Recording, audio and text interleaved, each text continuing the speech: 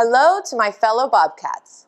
To this day, I've never met a Bobcat I didn't like. OU attracts a special breed of magic. I actually made my own custom OU t-shirt in college, and it said, Ohio University, the 5-year summer camp. This school just seems to welcome people that are easy and warm and happy and smart and fun, and to be honest, it doesn't easily let them go. So congratulations to the class of 2021 for making it. What a day. Graduating from college is a huge deal, anytime, let alone at a time like this. And congratulations to everyone, the moms, the dads, the grandparents, the brothers, the sisters, the spouses, the roommates, the friends, the partners out there who supported these graduates. If your grad is anything like I was back then they don't say thank you enough. So everyone, let's do it together. A big thank you on 3 to the people who got you here today. Are you thinking about them? Can you see them? All right, 1, 2, 3. Thank you. I'd also like to use this as the perfect opportunity to apologize to my many college roommates over the years for never, and I do mean never, doing my dishes. Everyone, sorry on 3. Just kidding. You know, I remember my graduation day. My mom and dad were all about that ceremony. They wanted a little pomp. They wanted a little circumstance, but honestly, I was ready to get on with life. I showed up in my graduation cap and gown and my Adidas slide sandals. It was the 90s. And thanks to the laws of alphabetical order, I sat next to a buddy of mine from class who had pretty much no desire to be there. But in the middle of the ceremony, he randomly just threw up his hands. He goes, "Woo!" I look over, I said, "What?" He said, "Hey, we graduated."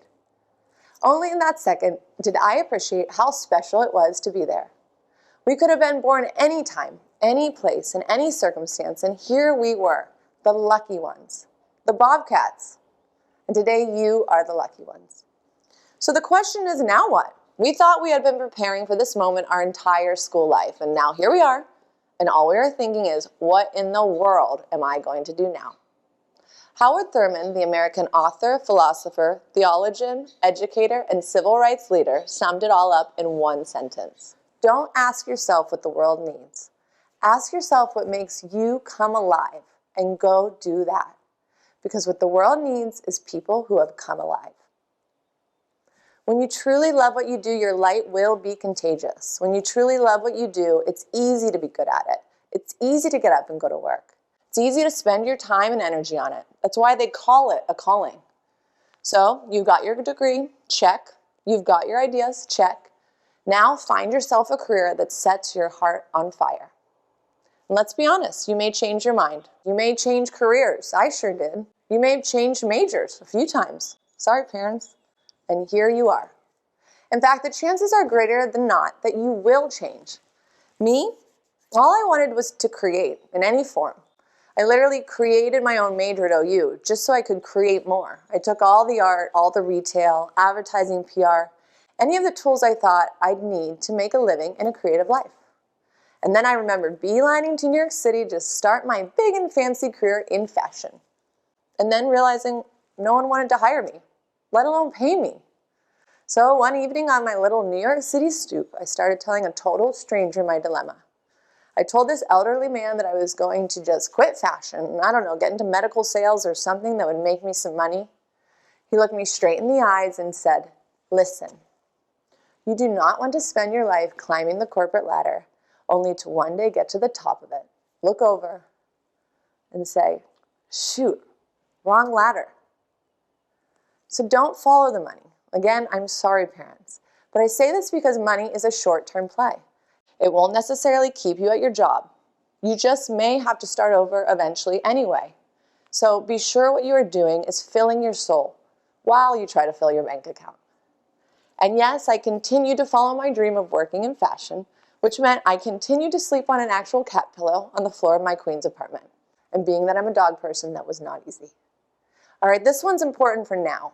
Don't aim to be famous. Aim to be good. Aim to be good to people. Aim to be good at what you do, to be known for what you do. Keep your blinders on. Don't ever compare yourself to other people.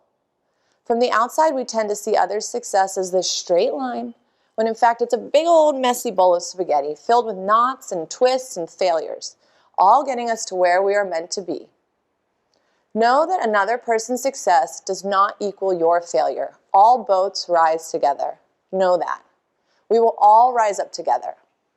Don't burn bridges.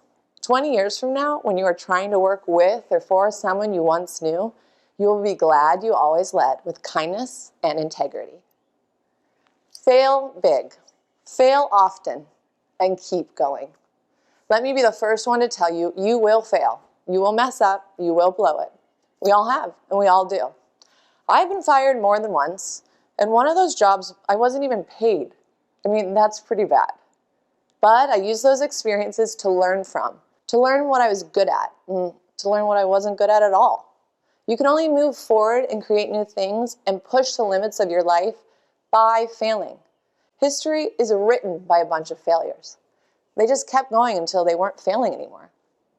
There's a rather strange story I once heard of this donkey, and for some reason I always go back to it.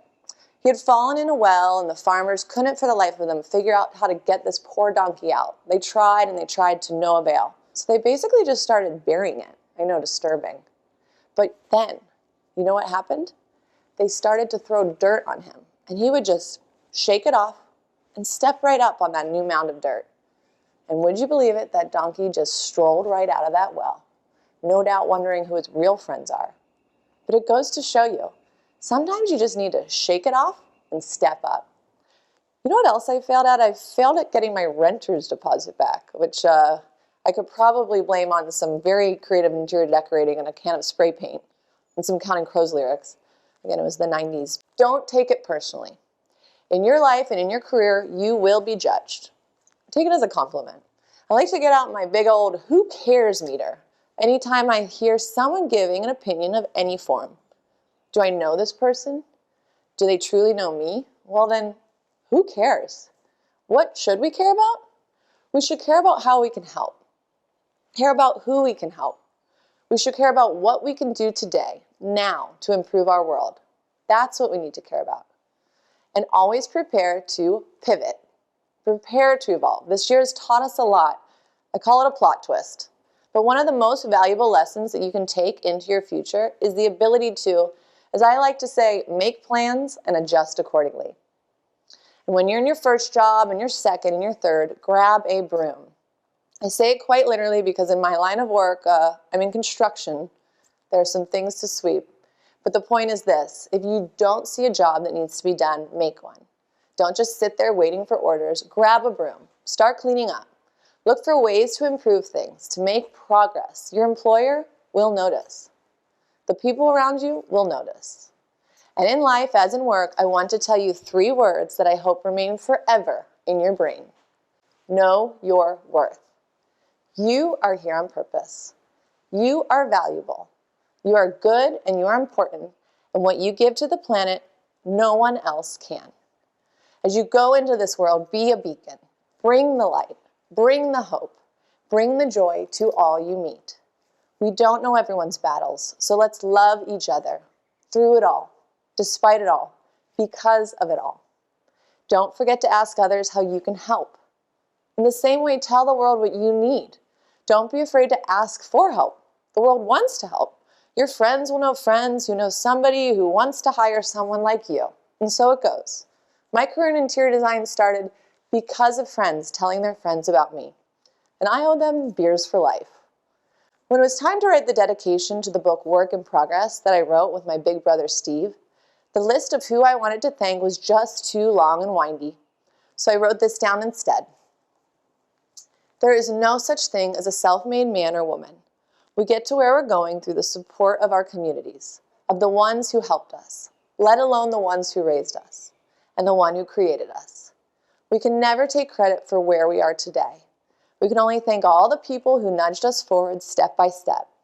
There's very rarely a massive leap. It's mainly a series of baby steps, and one day you look back and think, wow, how did I get this far?